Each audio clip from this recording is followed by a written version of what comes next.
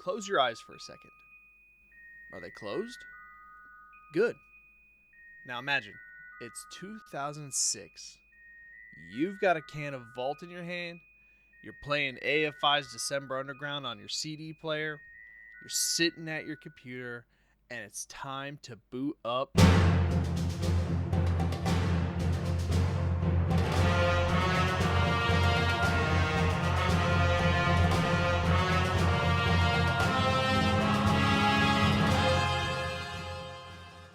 If you grew up in the 90s and 2000s like I did, then you know gaming was a wild time.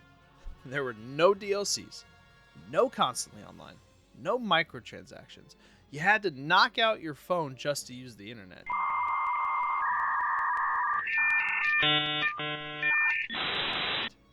Nope. All there was a disc, a prayer, and hope that your PC could handle whatever you were about to start. But at that time, it meant games had to be good. There were no patches, no second chances. Or, as I like to call it, the good times. But back in those days, we had a game for everything, in every genre. If there was a hit movie coming out, it got a game. If there was a popular cereal, it got a game. Some were good. Most were mostly bad. Now, for little Jeesh at the ripe old age of 15, there was a very specific genre of games that had an absolute chokehold on my life. Maybe you've heard of a little something called real-time strategies. And boy howdy, was there an exquisite buffet of games to play under that umbrella. There was, of course, the GOAT, Age of Empires 2, which still lives at the top to this day. Then we also had games like StarCraft, Command & Conquer, Total War, Battlefield Middle-earth, Galactic Battlegrounds. You know, the standard list of friendship killers. And one of the best RTS games, and even more so, one of the best Star Wars games, just dropped. Introducing Star Wars Empire at War.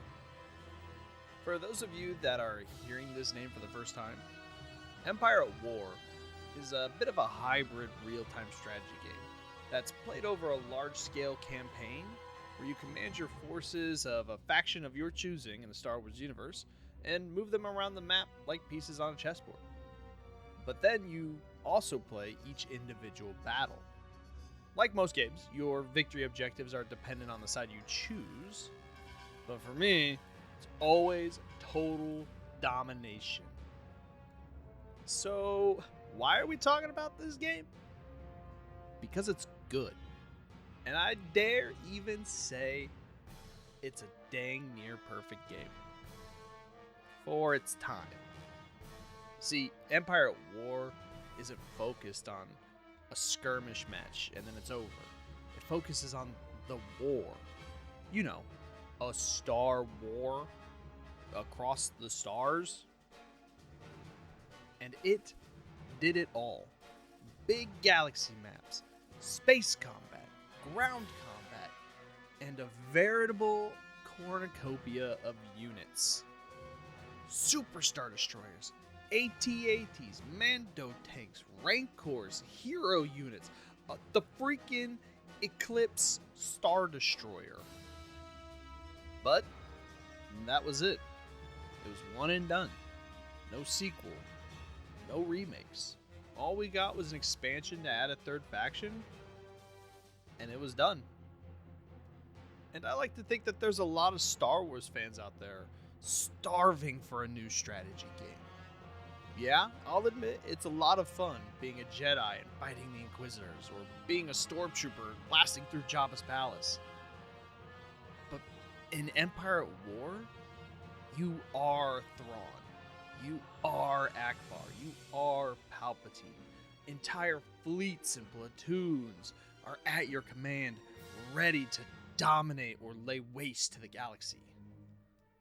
Now, we've seen a lot of RTS games come out since then. And while some of them took the blueprint that Empire at War left behind and expanded on it and made it great, there are a lot, at least for me, that aren't even close to the masterpiece of this game. And I get it. I'm glazing it pretty hard right now. It's one of my favorite games, hence why I'm making the video. But like, I can't deny that Empire at War has jank to it. Play it for 20 minutes and you'll know what I mean. I think it's important though that we remember the era in which this game was made. Keep in mind, again, it's 2006. Gateway was the de facto supplier of pre-built PCs. And also you probably bought a pre-built PC. And games came shipped on multiple discs. And RAM was measured in megabytes, not gigabytes. It would still be a couple months before the Xbox 360 came out and all its problems that it had. Limits were very real at the time. Still are, but there's a lot more wiggle room. And Petroglyph still tried to make something that was truly ambitious in this space. But now it's the year of our Lord, 2025, where, well, I mean, RAM's at a shortage again. Thanks, ChatGPT. But now there's a lot less limitations. Unless, of course, you're making your game in Unreal Engine 5 and then you don't know how to optimize anything. I think now is the perfect time to revisit this game, to remake it, make a sequel, give us more factions, give us more units, give us a bigger map, give us online multiplayer. It would be massive. And while I love the 2006 version that we've got, it only has 3 factions. We've had a few more movies and novels and comics and characters since then. Let's take a moment though and see what this game's about. And maybe, just maybe, by the end of this video, I'll have convinced you to join my cause in rallying for a revival or a remake or a sequel of this game. At a 30,000 foot view, Empire at War plays similar to that of a Total War game or a Civilization game. In modern genre terms, you'd probably call this a 4X game. And much like other games in the same genre, you've got your standard loot. Territory and unit placement, economy management, player exploitation, and of course, enemy extermination. And this serves as sort of the backbone for the entire experience. Things like knowing where to place your forces and your fleets, fortifying your high-value planets, deciding whether or not your credits go towards a better infrastructure, or buying that 5th Super Star Destroyer that you definitely don't need.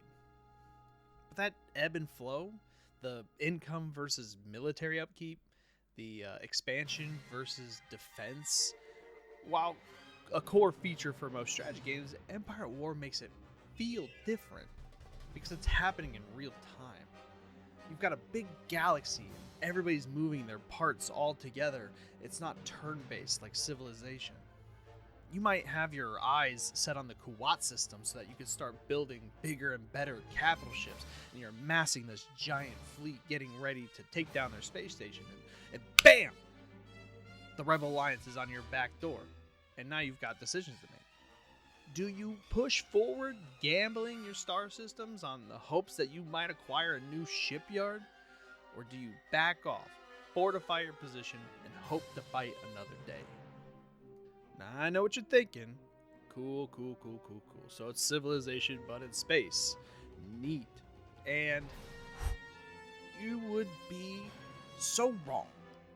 Because Empire at War is like an onion. It's got layers.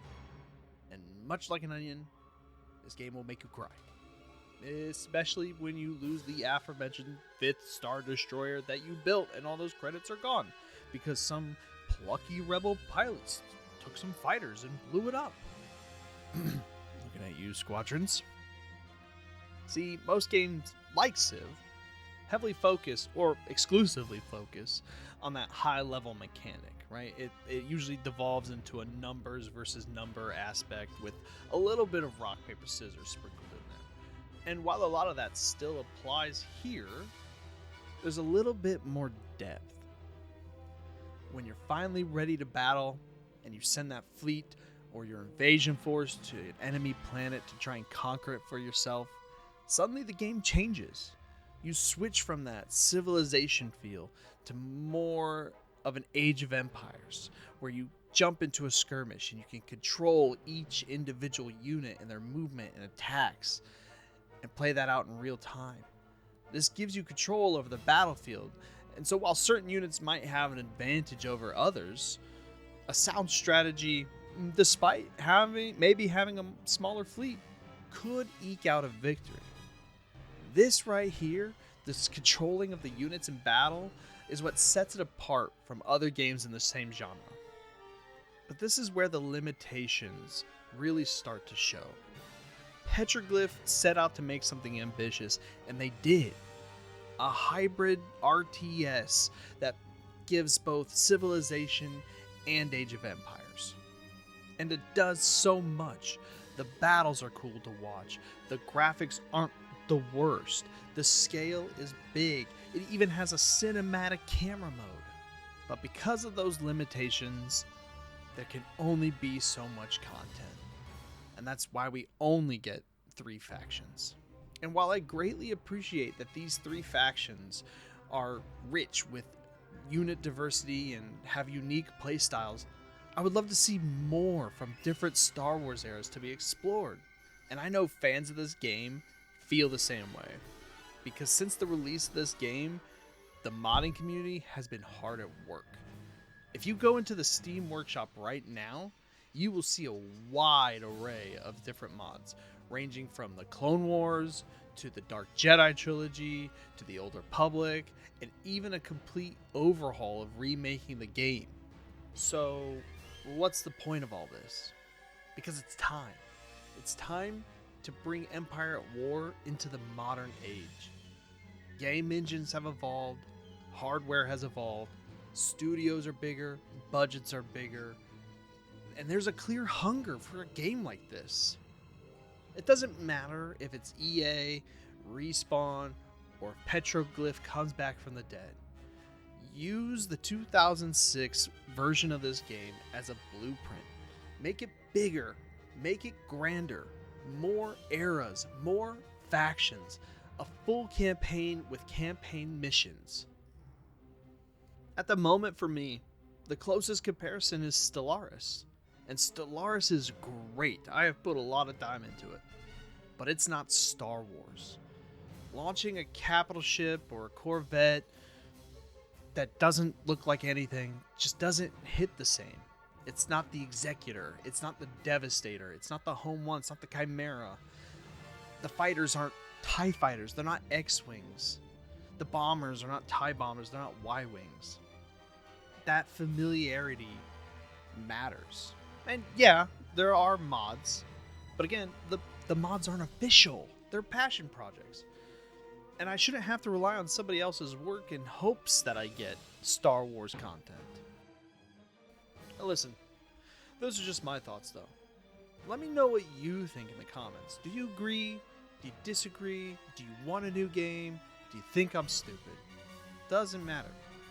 But if we get enough momentum, maybe there's a chance somebody out there might see it. And maybe we could get the ball rolling and show a studio it's time for a new Empire War game.